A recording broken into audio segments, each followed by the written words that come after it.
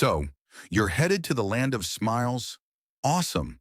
But before you can start sipping coconuts on the beach, there's one small but crucial step to avoid a massive headache at immigration. Yep, Thailand has finally said goodbye to that old paper TM6 arrival card. It's been replaced by a new digital form, and it doesn't matter if you're flying in, sailing over, or crossing by land. If you're not a Thai citizen, this is mandatory. Stick with me for the next few minutes, and I'll walk you through the official government website, step by step, so you can get it done right and start your vacation the moment you land. Let's get into it. And hey, if this kind of no-nonsense travel advice is your jam, do me a huge favor and hit that subscribe button. It really helps the channel and makes sure you don't miss future updates that could save you time and stress. 1. Understanding the TDAC. All right, first things first. What even is this thing? It's called the Thailand Digital Arrival Card, or TDAC, and as of May 1st, 2025, it is mandatory for every foreign traveler. The whole point is to make the immigration process faster and more secure, which is a win-win for everyone. Now, there are two golden rules you absolutely need to know. First, and listen closely, this is 100% free. If any website asks for your credit card, you are on the wrong site. I've put the one and only official government link in the description below to keep you safe. Second, you have to fill this out within a specific 72-hour window before you arrive. So if you're scheduled to land on a Friday at 10 p.m., the earliest you can fill it out is on Tuesday at 10 p.m. Don't even bother trying to do it weeks in advance. Before we jump onto the site, let's get our ducks in a row. Go grab your passport, your flight details, including the flight number, and the full address of where you're staying for your first night in Thailand. Got 'em? Good. Having this stuff ready will make the whole process an absolute breeze.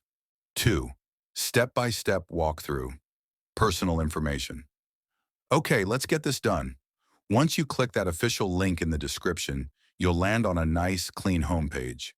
You'll see a few options, but since this is our first time, we're going to click on the main button that says Arrival Card. This brings us to the first page, Personal Details. This is probably the most important part, so the number one rule here is to make everything match your passport perfectly. First up, family name and first name. Enter these exactly as they appear on your passport's photo page. If you have a middle name, pop it in the middle name field. If you don't, just leave that field blank. Seriously, don't write N/A or none. Just leave it empty. Next is your passport number. Double check it, then triple check it. A single wrong digit here is a recipe for a very bad time at the immigration counter. After that, pick your nationality from the drop-down menu. Here's a little pro tip to save you from endless scrolling. Just start typing the first few letters of your country, and the list will automatically jump right to it. Finally, fill in your date of birth, a valid email address, and your phone number. Use an email you can actually access on your phone, because that's where the confirmation and your all-important QR code are going. It's best to use your primary email, not a junk one. Make sure you've filled in all the fields with that little red asterisk before moving on. 3. Step-by-step walkthrough. Travel information. Nailed the personal details? Awesome. Click Continue, and you're onto the travel information page. This section is all about your actual journey into Thailand. It starts with your arrival date. Remember that 72-hour rule we talked about? Well, the form remembers it too. The calendar will only let you pick a date within the next 3 days. If your arrival date is grayed out, it means you're too early. Next up is your flight number, like TG492. You'll find this on your booking confirmation. If you're arriving by sea or land, you'll enter the vessel or vehicle details here instead. Just make sure you're using the flight number for the leg of the journey that actually lands in Thailand. Then you'll select your purpose of visit. For most of you watching, this will simply be tourism. There are other options like business, education, or retirement, so just pick the one that fits your trip. Now for the part that sometimes trips people up, the accommodation address in Thailand. You need to provide the address of where you're staying for at least your first night. The form will ask you to pick the province first, like Bangkok, and then a new drop-down for the district will appear. A quick search on Google Maps for your hotel will tell you the district and sub-district. It's worth the extra minute to get this right. Okay, let's clear up a major point of confusion, that visa number field at the bottom. The answer is simple. If you are entering Thailand under the visa exemption scheme, meaning you get that 30 or 60-day stamp on arrival, you do not have a pre-issued visa number. In this case, you should leave this field completely blank. Just skip it. The only people who fill this in are those who went to a Thai embassy in advance and have a physical visa sticker in their passport. 4. Health declaration and submission. After all the travel info is in, you're on the home stretch, a brief health declaration. This is usually very straightforward. It'll ask which countries you visited in the last 14 days. Just be honest. This is a standard public health screening. For most travelers, you'll just select your recent travel and move on. If you've been in a country with a known health risk, like yellow fever, you might be asked for more info or need to show proof of vaccination when you land.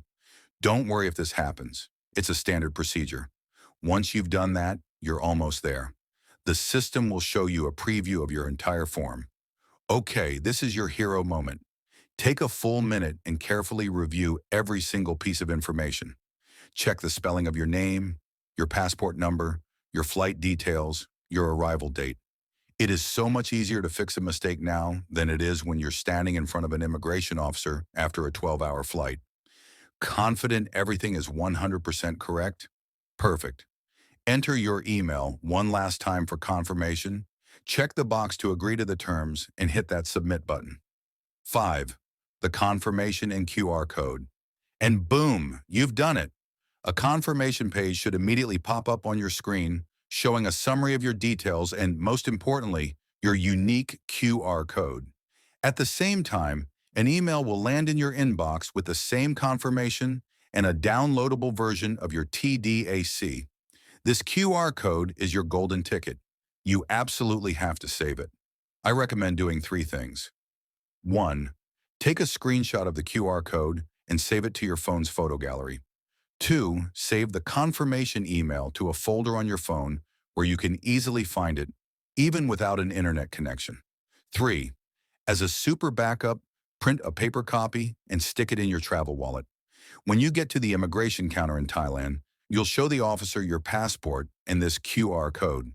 A digital copy on your phone is perfectly fine, but having that paper copy is a great backup in case your phone battery decides to die at the worst possible moment. One last cool feature. If your flight gets delayed to a new day or you change your hotel, you can use the Update Arrival Card option on the website to go back and edit your submission. It's incredibly handy for those last-minute changes. And that's it. You're all set for a smooth arrival in the land of smiles. To quickly recap the golden rules, first, only use the official government website linked in the description. It's free. Second, fill out the form within the 72-hour window before you get here. Third, have your passport, flight info, and hotel address ready. Fourth, double-check every detail on that preview screen before you submit. And finally, screenshot that QR code and have it ready for immigration. If this tutorial helped you out and saved you some stress, do me a huge favor and give this video a thumbs up and consider subscribing for more essential Thailand travel guides. I have a lot more content planned to help you make your trip absolutely epic. If you have any questions at all about the TDAC process or anything else, drop them in the comments section below. I do my best to read and respond to every single one. And if you want to travel to Thailand the smart way, stay tuned for more and watch the next video on the screen.